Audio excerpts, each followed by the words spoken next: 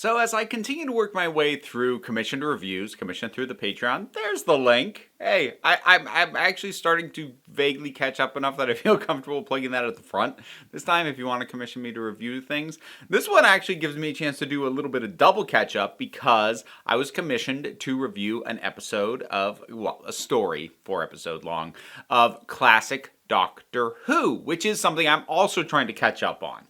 So this particular one was a Fifth Doctor story, and if you know me and Fifth Doctor, it's been a rocky relationship.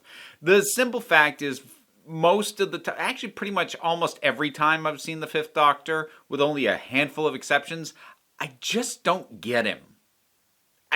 He's fine.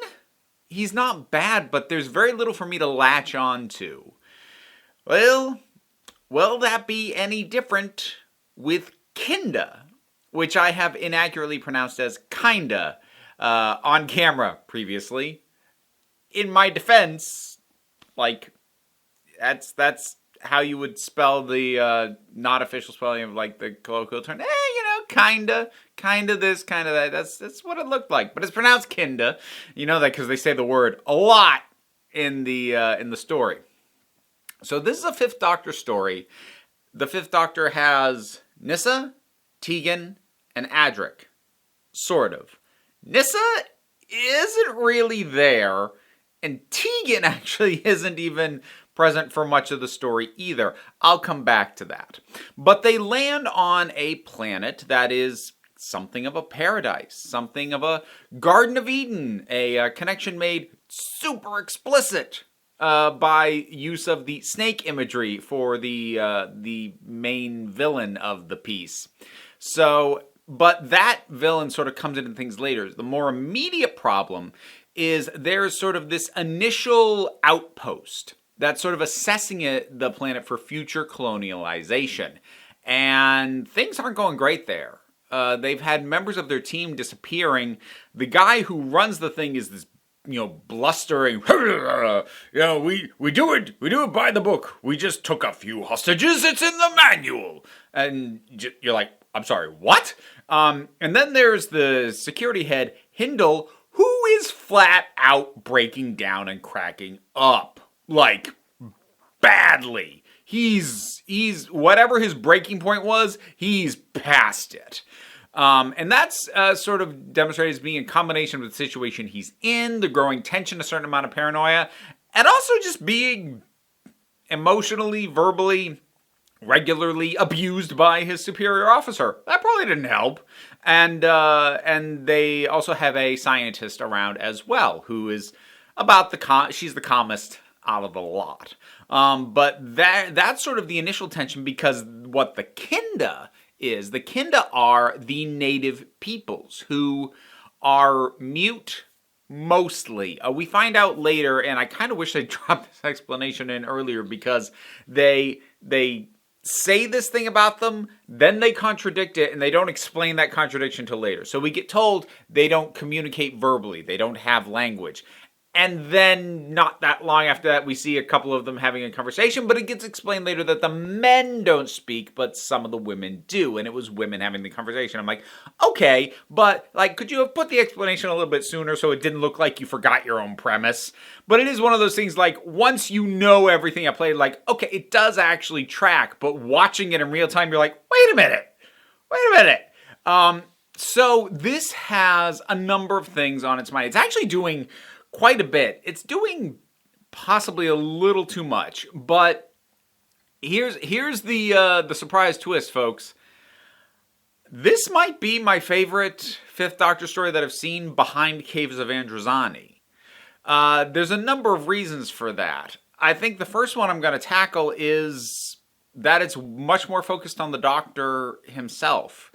Because one of the things that I've noted as I've tried to sort out why I don't connect with the Fifth Doctor as well as I do most Doctors, one of the things I keep coming back to is he has 3 companions for most of his run, and none of them feel like the definitive relationship, the definitive connection. I mean, at this point, all 3 of them were ones who initially started traveling with the 4th Doctor. So you know, even when there are multiple companions, with every other Doctor, you can usually point to and go, okay, but this is like the main one.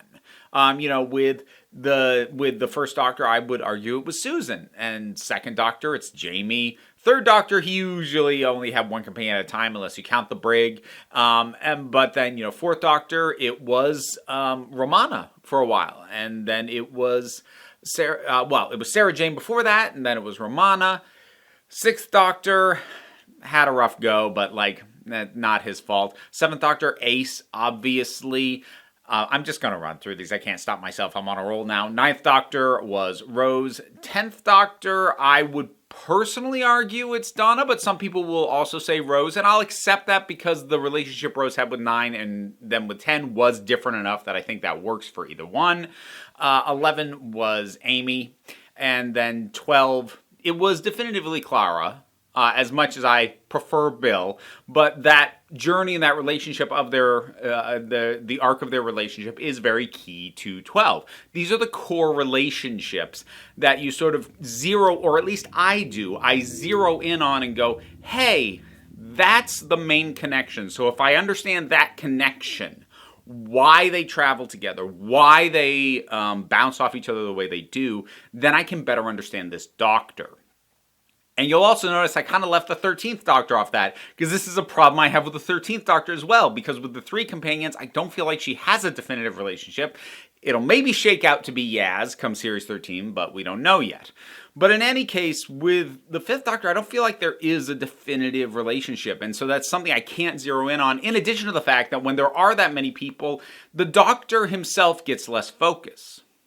Now, this has turned into a much longer tangent than I intended it to. If I'm smart, I'll cut it, but I'm dumb, so you probably just sat through it.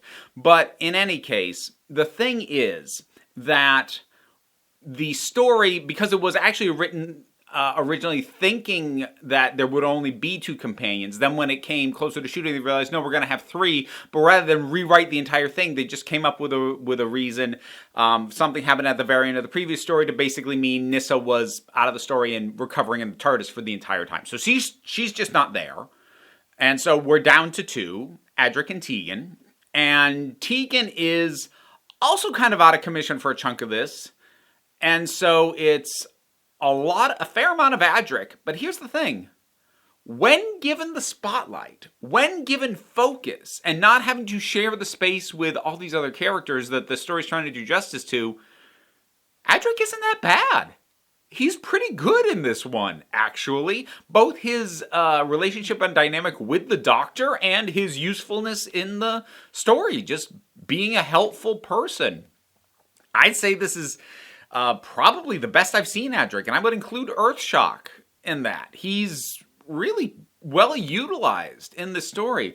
And actually, I would argue Tegan almost is. What they do with Tegan is weird. We'll come back to that. But in any case, with fewer companions pulling focus, the Doctor himself was more prominent.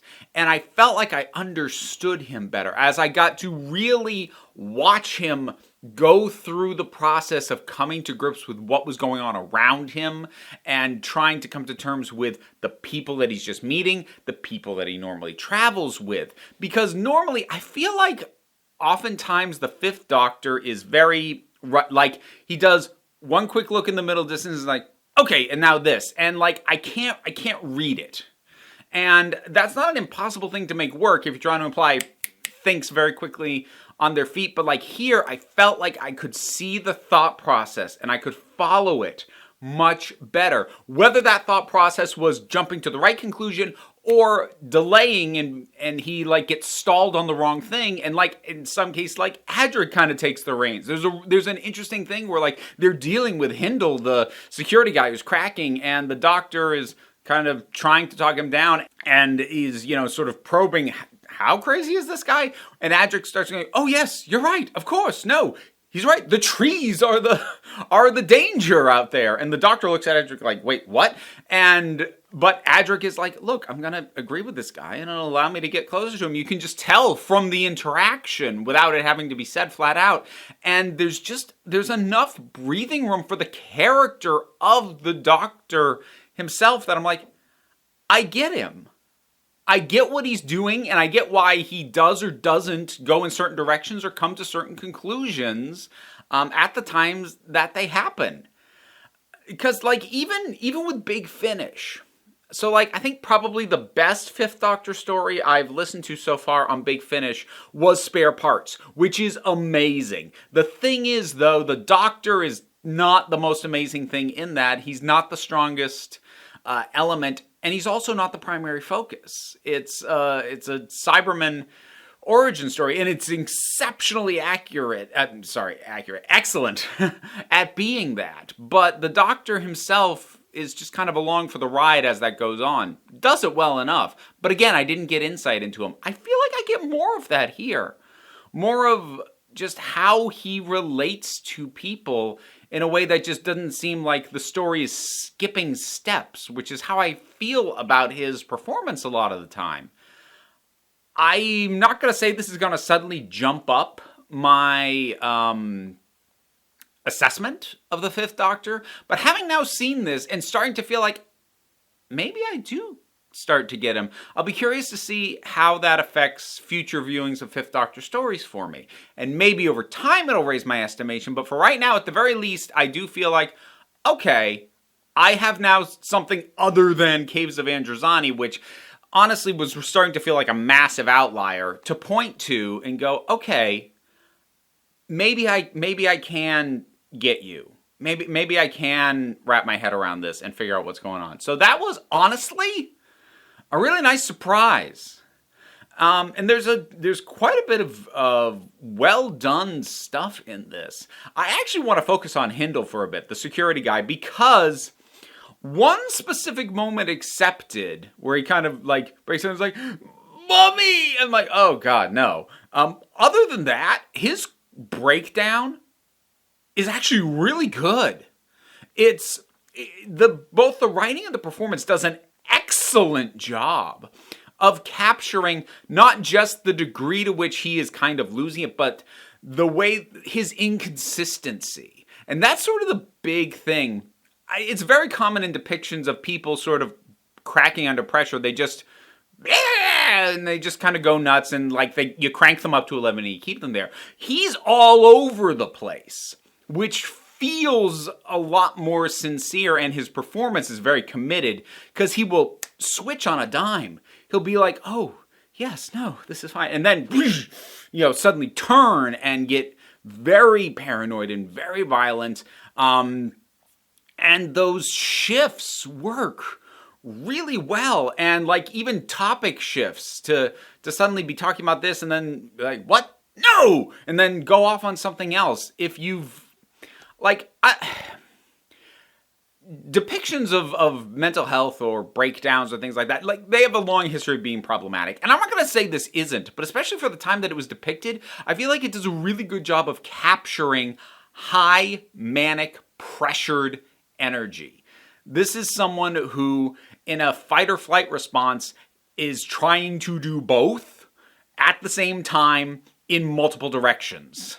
So, this is a frantic mind right now, and the actor does an excellent job of portraying that, I think, myself. Let's talk about the colonialism aspect, because it's pretty on the nose. Like, I'm going to start citing this as one of those examples where people are like, Doctor Who used to be more subtle about its political commentary. Like, have you seen Kinda? Because dang, like right from the first episode with the head of the whole place being like, oh, the Kinda, those primitive savages.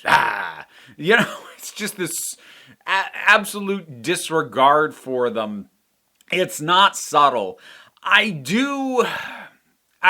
have mixed feelings, and I understand the time it was made for how sort of basically African coded, or I suppose South American, possibly, depending on how you want to do it. But like, the Kinda, they have these big elaborate masks, and they're doing these sort of pantomime, exaggerated physical things to do any degree of communication, and it feels a little patronizing because like they're depicted visually in a very not, it doesn't make them look smart or intelligent way, but they keep saying, oh yes, they're actually quite intelligent, and that sort of, you wouldn't think so to look at them, but observe. And there is sort of a patronizing element to that, a well-meaning one, to be fair, but still a little patronizing.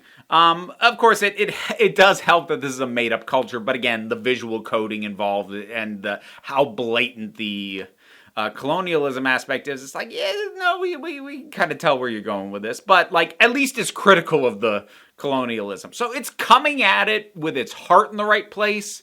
Just, it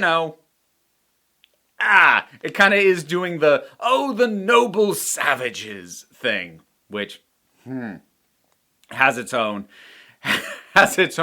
bundle of issues.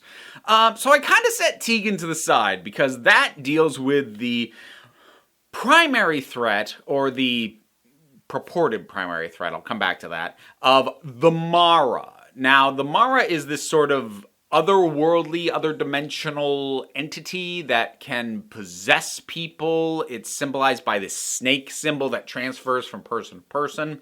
That's sort of what I said, when they're, thing looks very Garden of Eden-like, and they have a snake as the villain. Now, when the Mara first gets introduced, Tegan basically falls asleep and enters what I actually wrote down in my notes as the mind dimension, which is actually really interestingly trippy because like she's having these visions of these old people playing chess who are kind of taunting her, and then she confronts the Mara, and then it makes her confront a copy of herself and challenges her and the copy to figure out which of them is the real one, which is the original. And like you can see how he's messing with her head, and while the visual effects are very dated, they actually used pretty effectively.